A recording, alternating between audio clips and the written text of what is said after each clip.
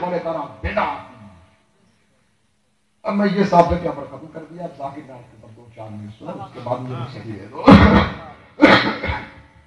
यहूदी संप्रदाय जाकिर नायक के, ইহুদি সম্প্রদায় মুসলিম জাতিকে ধ্বংস করার জন্য অনেক প্ল্যান প্রোগ্রাম নিয়েছে। যদি করে ইহুদি জাতি ফেস টু ফেস আপনাদের সামনে চলে আসে, আসার পরে যদি আপনাদেরকে তার মাযহাবের কথা বলে, তার দ্বীনের কথা বলে, তার ধর্মের কথা বলে, আপনারা মানবেন? ডাইরেক্টলি মানবেন না। ইহুদি জাতিরা দেখলো যে মুসলমানরা খুব চালাক, খুব চতুর, আমরা ডাইরেক্টলি যদি তার সামনে যাই তারা মানতে পারে না পারে, তো আমরা একটা মেশিন আবিষ্কার করি, আমরা নিজেদের চ্যানেলে বসে ওয়াচ করব, ছবি সহ তাদের বাড়িতে পৌঁছে যাব। যদি রাগ করে তারা আমাকে ঘুষি মারে তো তাদের টিভি ভেঙে যাবে, আমার গায়ে চোট খাবে না। টিভি ভাঙার ভয়ে তারা কেউ ওতে লাথিও মারবে না, চুপচাপ বক্তব্যটা শুনবে, রাগ হলে অফ করে দেবে। তারপরে তারা আবার ইন্টারনেট আবিষ্কার করলো। যখন দেখলো হচ্ছে না, কিছুদিন পূর্বে দেশের বাড়িতে, কিছুদিন মানে বেশ অনেক কয়েক বছর পূর্বে, সন্ধ্যার আগে বসে রয়েছি, মাঠে একটা ছোট ছাগল যাচ্ছিল বাচ্চা, তার পিছনে একটা ছোট বাচ্চা ছাগলকে ধরার জন্য যত যায় ছাগল ছানা পালায়। আমি বললাম তুমি এক কাজ করো, তুমি হাঁটু গাড়ো, হাঁটু গেড়ে ছাগলের মতো আওয়াজ করো, বাচ্চা ছাগল দাঁড়িয়ে যাবে, গিয়ে ধরে নেবে। তাহলে শিকার করার জন্য শিকারীর শব্দ প্রয়োগ করতে হয়। ইহুদিরা যখন দেখলো যে মুসলমানদেরকে নিজেদের কন্ট্রোলে আনা যাচ্ছে না, সেই সময় পায়ের নখ থেকে নিয়ে গলা পর্যন্ত একটা মানুষকে ইহুদি সাজিয়ে আর মাথায় মুসলমান ধরার ছেকনা জাল দিয়ে বসিয়ে দিল সেন্টারে। তার নাম কি? आप लोग बोलो, मैं आज बिरयानी खाया हूँ, बहुत अच्छा खाना मैं खाया हूँ, उसका नाम नहीं लूंगा।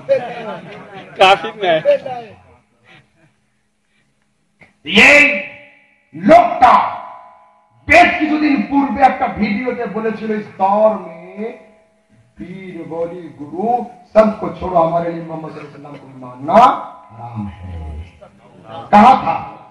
इस बात पर वेस्ट बंगाल से सबसे पहले मेरे वालिद मोहतरम गुलाम सम्मानी रज़वी ने पहले उनको वीडियो पर इंटरनेट में काफिर का फतवा लगाया और उनकी वीडियो के साथ अपनी वीडियो को अटैच करके छोड़ दिया।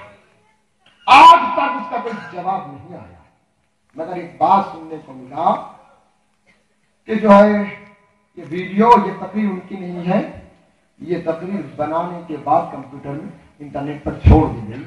तो मैंने जुबान को, हमारे सुन्नी उलमा ने जुबान को कंट्रोल कर लिया कि आकाशेर दिके थुतु फेलले थुतु निजेर उपरे पड़े, যে কাফের নয় তাকে যদি কেউ কাফের বলে তো সে নিজে কাফের হয়ে যাবে। তো যখন একটা কথা উঠেছে ওকে আর ফতোয়াটা দেব না, কিন্তু ভিডিওটা সরাবো না, ওখানেই থাকুক।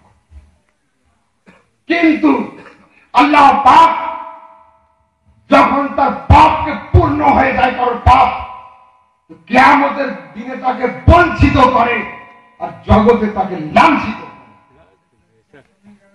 आप बताइए इस कायनात में कितने पैगंबर आए?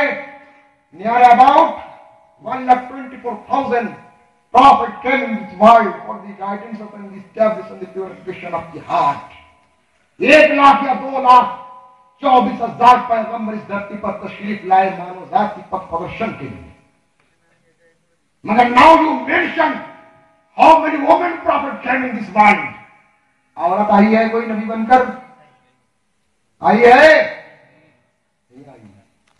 যে ওলি নয় তাকে যদি ওলি বলে গুনাহগার হবে, যে আলিম নয় তাকে যদি কেউ আলিম বলে পাপী হবে, কিন্তু যে নবী নয় তাকে যদি কেউ নবী বলে ও পাপী নয়, কাফের হবে।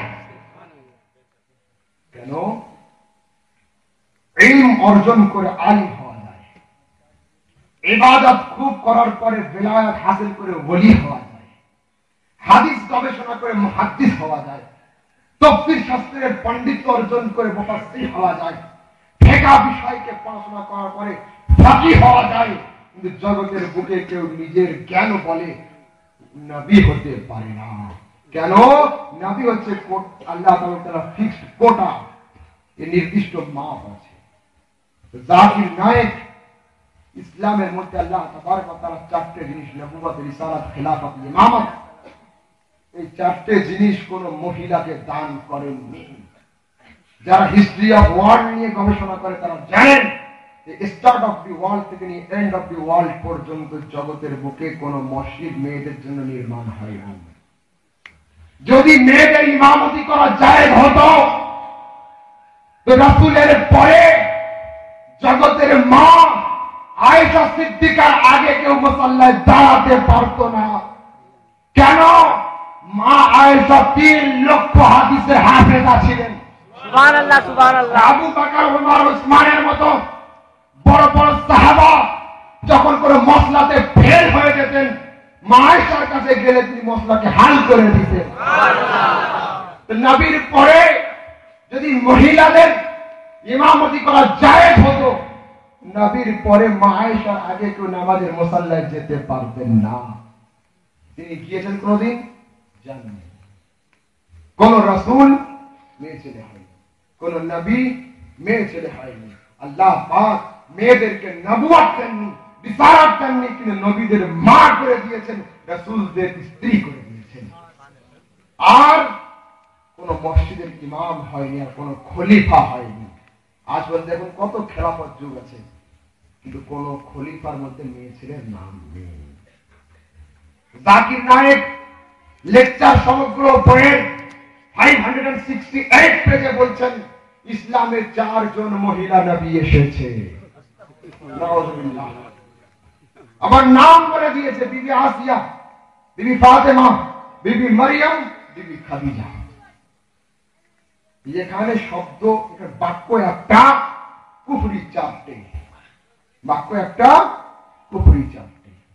কোন মেয়ে ছেলে নবী হননি, তাকে নবী বলল, 1 নম্বর কুফরি।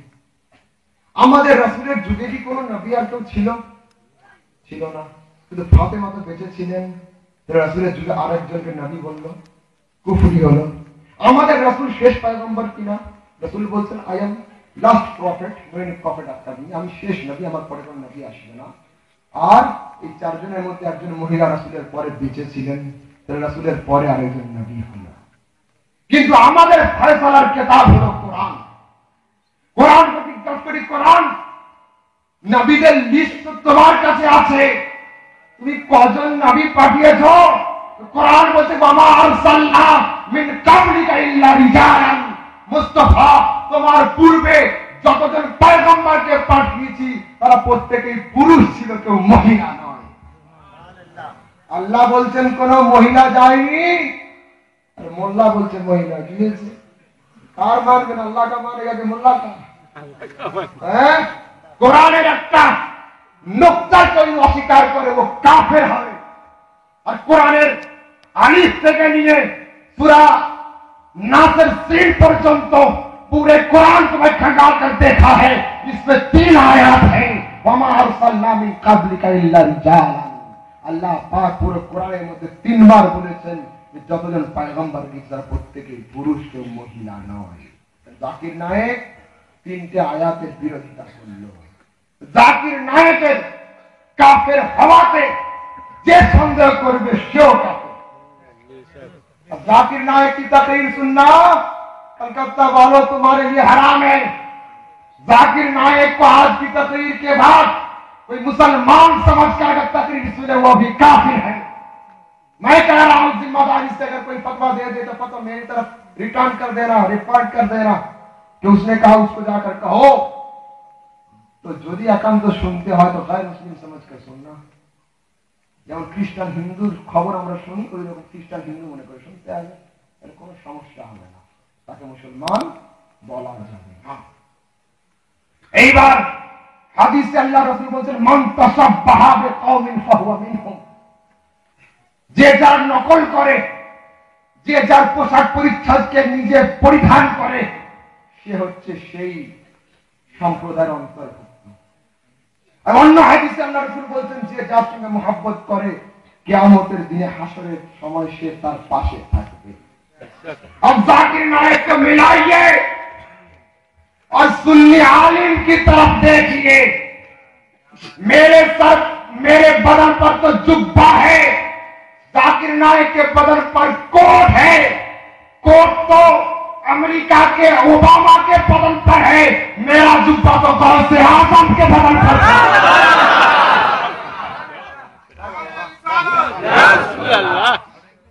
फिर देखो जाकिर नायक की तरफ, उनके गले में तो टाई है, ये टाई का इस्तेमाल करना हराम है, और मेरे गले में देखो ये तौलिया है। जाकिर नायक की टाई अमेरिका के बुश के गले में है, मेरे गले का तौलिया तो गरीब नवाज के गले पर था।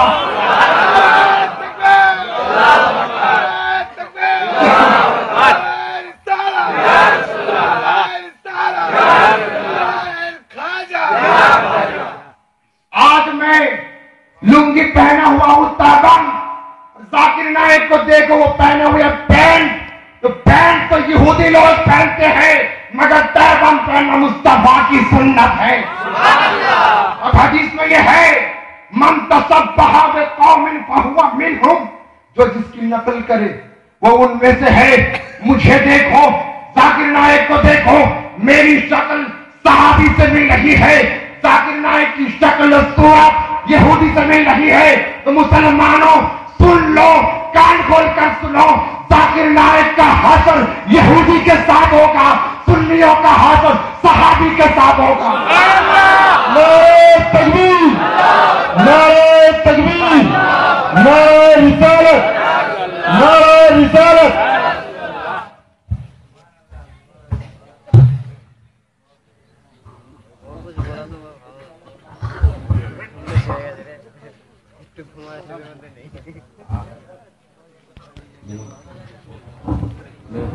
नहीं